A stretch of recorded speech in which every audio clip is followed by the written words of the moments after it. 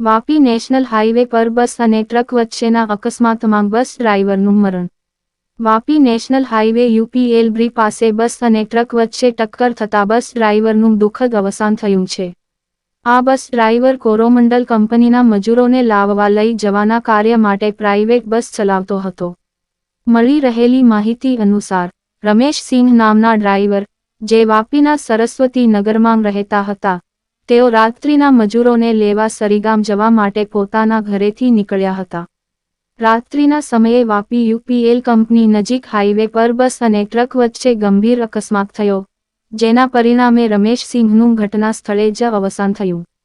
અકસ્માતની જાણ થતાં જ વાપી જીઆઈડીસી પોલીસ ઘટના સ્થળે પહોંચી હતી અને તપાસ શરૂ કરી હતી. તેઓએ ઘટનાસ્થળની તપાસ કર્યા બાદ મરણ પામેલા ડ્રાઈવરનું મૃતદેહ પોસ્ટમોર્ટમ માટે વાપી સિવિલ હોસ્પિટલ ખાતે મોકલવામાં આવ્યું છે. પોલીસ દ્વારા અકસ્માતના કારણો જાણવા માટે વધુ કાર્યવાહી શરૂ કરવામાં આવી છે. આ દુર્ઘટનાએ પરિવારમાં શોકનો માહોલ ફેલાવ્યો છે.